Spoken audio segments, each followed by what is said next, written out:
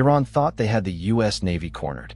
At 2:17 AST, UTC+3, on February 12, 2026, 1,000 drones were already in the air, closing a dark, ocean-sized noose around USS Abraham Lincoln, CVN 72. On board, roughly 3,200 ships company plus an air wing around 2,480, a floating city of 5,680 elite warriors, and the most advanced naval force in human history. In 90 seconds, you'll understand why the number 1,000 was the first mistake, because it gave the U.S. Navy something it loves, a pattern to annihilate. The target was priceless, not because of steel and reactors, because of what it represents. Fifth Fleet Command's ability to project controlled violence across the sea like a law of physics. Hold on, because the next part changes everything. Iran didn't launch a swarm. They launched a data stream. And the U.S. Navy is decades ahead at turning data streams into wreckage. What Iran didn't know, what they could not know, was that the trap had already been built. Layered defense, netted sensors, electronic warfare, decoys, fighters, missiles, guns, and commanders trained to make the tactically perfect decision while the clock screams. Stay with me, because in 2 minutes you'll see the first payoff. The one network that makes 1,000 drones feel like target practice. This is that story. Iran's theory was simple: saturation breaks shields.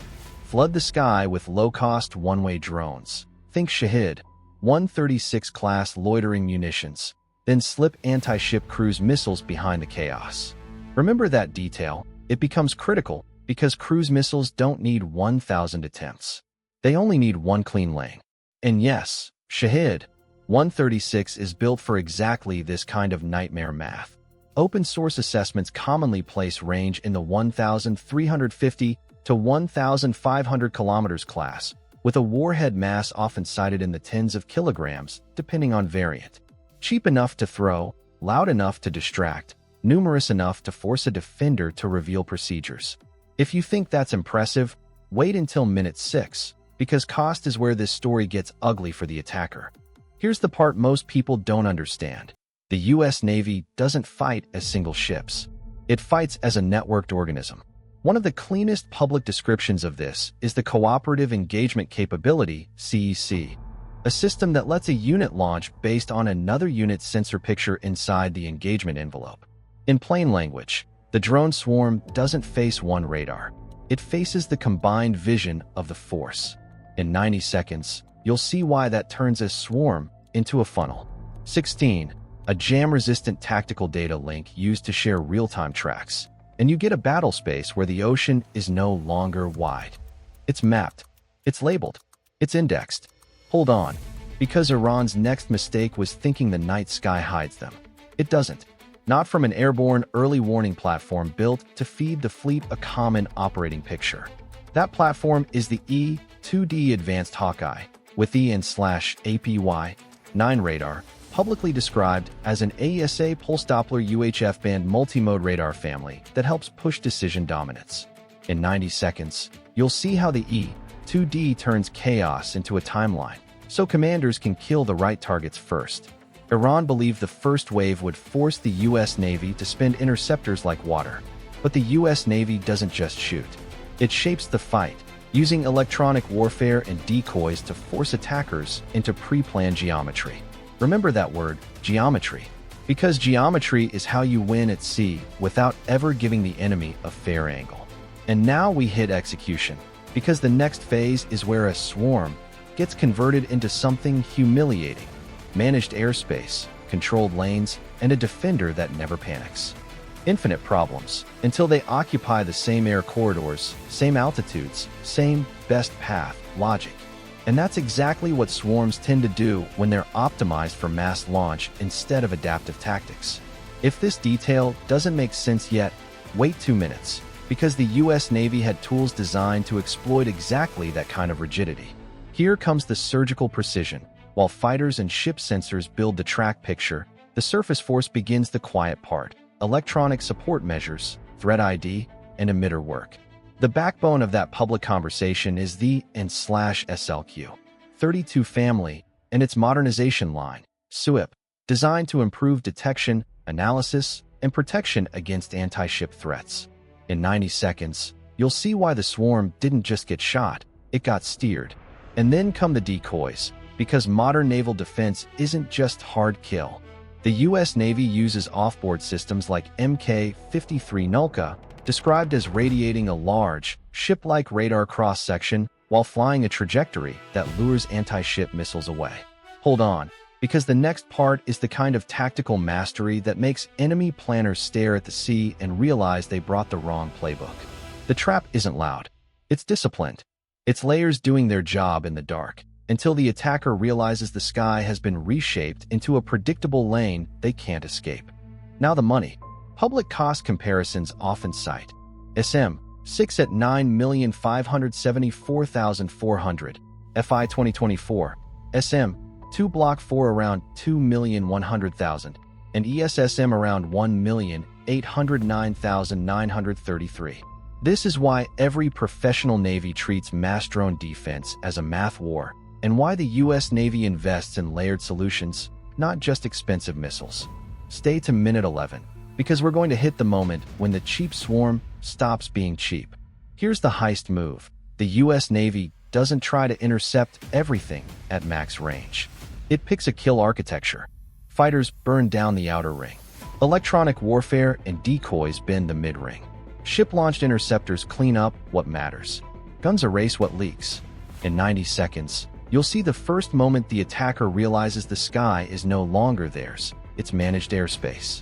The fleet's vertical launch backbone is the Mk-41 VLS, capable of launching multiple standard missile variants and ESSM. That matters because it means the defender can mix loads and layers. Remember this detail. It becomes critical at minute 14, when the U.S. Navy turns the defensive grid into something offensive, an intelligence harvest. Meanwhile, Iran's follow-on threat, anti-ship cruise missiles, looms in the background. Open sources commonly describe the Noor C-802 family as having had its range increased in Iranian variants to roughly 130 kilometers class. That's enough to threaten shipping lanes and create a coastal kill zone. But wait, because what happened next proved the attacker wasn't facing a ship. They were facing a system of systems. In the real world, command consequences happen fast after a failed operation, especially when billions in hardware and credibility vanish. In this dramatized reconstruction, the aftermath inside the attacker's chain of command is brutal. Someone approved a plan built on saturation, against a fleet that specializes in saturation defense. If you think that's the crazy part, wait until minute 11, because the psychological break always shows up first in comms. The close-in nightmare layer is where sailors earn their legend. If drones leak through, the last line includes systems like Phalanx CIWS, widely described as firing up to 4,500 rounds per minute, depending on configuration. That's not spray and pray. That's a controlled metal wall designed to erase seconds. Hold on, because at minute 12 we reach the moment where the swarm stops looking like a weapon and starts looking like a graveyard in flight. Here's the tension spike. Defenders can't just win. They must win without exposing vulnerabilities. A swarm can be a probe. So the U.S. Navy shapes the response. Reveal enough to destroy the threat. Conceal enough to keep the next enemy guessing. In 90 seconds, you'll see why the already waiting part isn't bravado, it's doctrine. This next line is a dramatized composite based on the kind of confusion swarm defense is designed to create. Guidance unstable, targets multiplying. We are blind, abort. If you leave now, you'll miss the reveal that makes everything make sense. The swarm didn't fail because it was weak. It failed because it was predictable, and predictability is death against naval intelligence-grade pattern exploitation. At this point, the attacker's drone logic becomes a liability. Defensive electronic warfare and decoys reshape what the swarm thinks it sees. The U.S. Navy's edge is not a single missile. It's the integration of sensors, fire control networks, and training protocols that turn a saturation strike into a controlled burn. Here's where the heist completes. The attacker expected the defender to exhaust itself. Instead, the defender budgeted the fight. Outer ring, airborne intercept, and early warning. Middle ring, SUIP/SLQ, 32 lineage effects plus decoys. Inner ring, VLS interceptors. Final ring, CIWS. Stay with me, because at minute 14 we hit the tactical advantage payoff. What the US Navy gains from a failed swarm is more valuable than what it spends. A swarm teaches the defender. Every emitter behavior, every routing habit, every seeker logic and timing discipline becomes signature data. Combined with networked engagement concepts like CEC, the result is a force that doesn't just survive the first attack, it becomes more lethal for the second. If you think that's impressive, wait until minute 17. The 90 bomb is the kind of thing that makes adversaries rewrite doctrine. Open sources also describe Iranian anti-ship cruise missile families like Ghadar in the 330 kilometers range class. That's the coastline trying to reach out and touch blue water. But range is only potential. It still has to survive the most advanced naval force in human history, operating under CENTCOM maritime architecture in the 5th Fleet area, about 2.5 million square miles of responsibility. Hold on, because this is where the attacker realizes they didn't build a kill zone. They built a training event. And the sailors? They do what elite warriors do. Execute checklists at speed, under pressure, with discipline that looks boring until you realize boredom is the product of mastery. The sea stays open. The carrier keeps launching. The strike group keeps moving. The enemy gets nothing but wreckage. Within 48 hours in this dramatized scenario, every partner navy watching the lanes requests the same thing. Technical briefings. What worked, what jammed, what decoyed, what killed. Because the lesson is universal. If the US Navy can break a 1,000 drone attempt, it can break anything you can afford to launch. But here's what almost nobody knows, and what took me months of reconstructing open source capabilities and doctrine to build into a coherent picture. In this dramatized, already waiting operation, the real trap wasn't missiles. It wasn't fighters. It wasn't even decoys. It was information dominance, the kind of sensor netting logic reflected publicly in systems like CEC, plus the layered electronic warfare modernization described under SUIP. The attacker wasn't fighting a carrier. They were fighting a force that can share tracks, fuse sensors, and engage as one, forcing mass attacks into predictable lanes, then deleting them with surgical precision. That detail is why a mass drone concept collides with a hard reality. The US Navy can turn your mass into your signature. Your signature becomes your weakness. If you leave now, you'll miss the final implication, because the last beats are the part that makes the whole heist click. This engagement proved one strategic lesson. Saturation is not a strategy when the defender is the most advanced naval force in human history.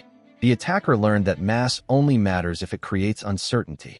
The US Navy validated the opposite. Certainty, built from sensors, networks, doctrine, and elite training protocols, wins. Iran is already adapting. New drones, new routing logic, new mixes of cruise missiles and unmanned systems. Because the question isn't if there will be another confrontation at sea. It's when, and whether the next attempt can break the US Navy's layered architecture before it gets turned into another signature harvest. Now I want to hear from you. Which layer impressed you most? CEC-style sensor netting, electronic warfare/decoys like Nulka, or the brutal finality of CIWS? Drop your answer in the comments. If you want more inside stories like this, tactical breakdowns, weapons systems, and how 5th Fleet level professionalism keeps the sea lanes open, hit subscribe right now. If this shocked you, hit like. And if you know someone who still thinks 1,000 drones automatically means victory, send them this video. Next video tease. The moment a coastal anti-ship missile battery tried to create a 330-kilometer kill arc, and learn what happens when US Navy doctrine turns geography into a liability. You won't believe the first 90 seconds of that engagement. Until then, stay sharp.